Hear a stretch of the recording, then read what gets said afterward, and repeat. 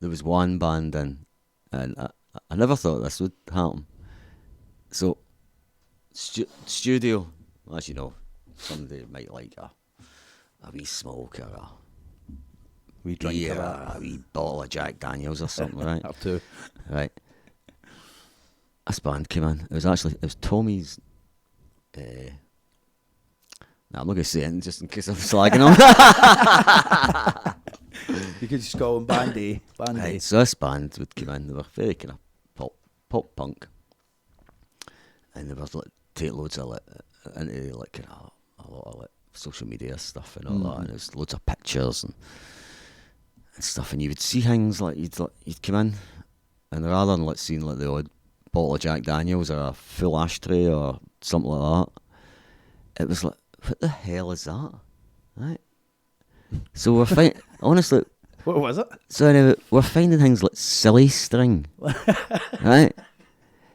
And we're noticing the stains and stuff like that. It was like fake blood, right?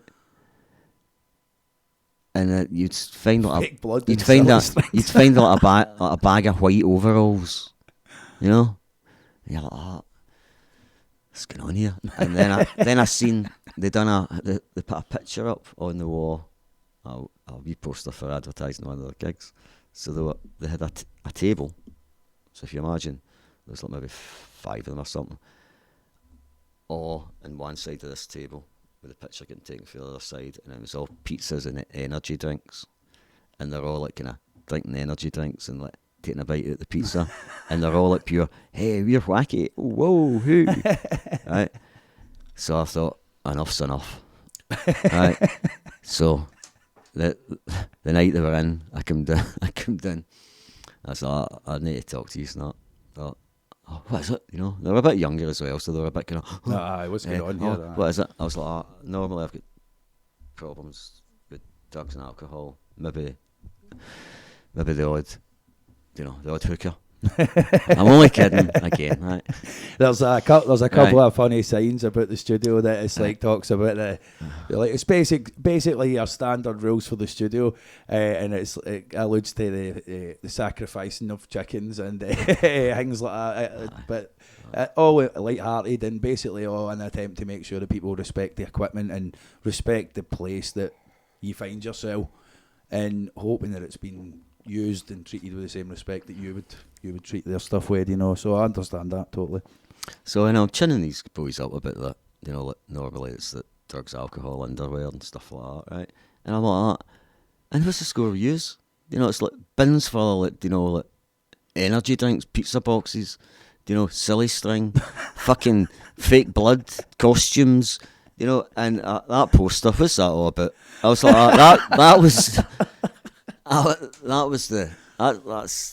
That's the last straw. Aye, well, that was it. You'd had enough. They were too much. They were too much. Well, okay, mate. I think it is what it is, man. You've got to make sure that like the place that you've built, or it's been used for the purposes that you know what I mean, that you want it used for. And at the end of the day, like you if people aren't doing what you want, nah, exactly. I mean? Like you've got to play the game with folk, and there's no a person out there that wouldn't understand if you know what I mean. If you want to have things your way, that's what it is. Do you know what I mean? So, so done all that, and then met yourself, obviously, and that must be a couple of years now. Aye, definitely, man. I would say that's got to be 3 year plus anyway. 3 year that I would say that we've been coming down with the band, but I've been coming down a bit before that as well. Do you know what I mean? But I think so I was abroad. I lived abroad for a couple of years, and then 2014 to 2018, I think. And then when I basically just as I come back, I started coming down here because I had been abroad and for the first time had discovered what working as a musician was like. I'd always played gigs back home, done as much gigging as I could since I was young, you know what I mean? But I'd never really found a way to make a living off it, do you know what I mean? Like that was for me, it was a revelation, do you know what I And when I got off the plane, when I came back, the first thing I wanted to do was like, right, I've got to kick into touch. I've got to get everything going. I've got to be practicing. And at the time, I think Sai and the Sleeping Giants boys were coming down. I think Curdo was with them at the time, like. Had Curdo. I can't remember Curdo exactly how it had worked, but I remember asking Paul, who was the singer in the Sid James Experience we were talking about earlier, if there was space for anybody else to get in. I think that was how I got in, but I think Si and that were already in with at one point. Yeah, they were.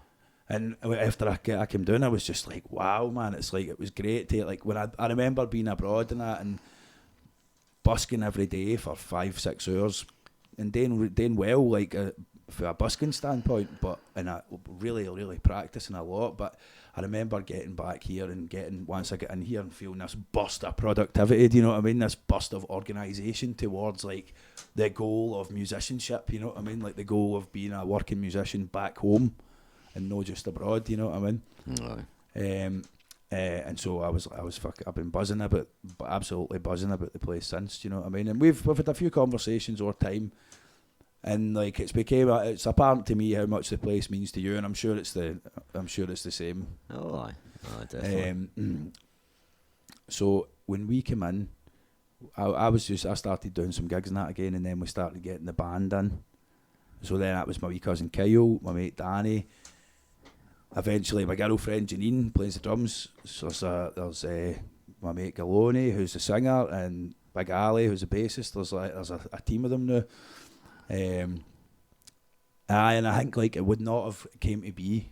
Do you know what I mean? Like that, this wouldn't have came to be if it hadn't been for this place. Do you know what I mean? So I've got to thank you, mate. I really do. You know what I mean? You just need the space, the opportunity, the time. The time, mate. I mean, if you're going to, was the thing for me, realising the time. If you're going to go to studio, you're going to do like you're 69, you're 90-12, and then somebody's going to be late, and then by the time you have a blather. If anybody is listening that's no been in bands and stuff like that, and I'm sure for the first few episodes that's probably unlikely, but if you've not had the pleasure of being in bands and that, like when you're hiring a rehearsal space, you hire it usually in like 3-hour increments for 25 quid an hour, and like you're in for that, so that's 3 hours, you play it and you're out, so that's set up but it's inside your 3 hours, packed down is inside your 3 hours, and if you're going out for a smoke or anything like that, like, and it becomes problematic, do you know what I mean? Like, it's hard to get everybody in the same space once you're an adult, and to have a band, like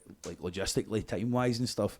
So then you've got everybody chatting, how you doing, what's happening, so that's cutting into the time, and it's like, it's quite hard to even make the most of the 3 years, you know, and it's been something that I've not really had to worry about here, which has been, I think, crucial to the whole thing, like really, like being able to have time to think about your ideas and really flesh them out musically and otherwise. You know, we're doing this podcast just now, and it wouldn't, like, this was one of the ideas at one point in here, thinking this would be a great thing, this would be a really exciting prospect, you know what I mean? Like, the idea of being able to do, like, even that is crucial to being here and having that time, mate, you know what I mean? Well, there's that many folk doing these things now, and folk have certainly, they're interested, haven't they?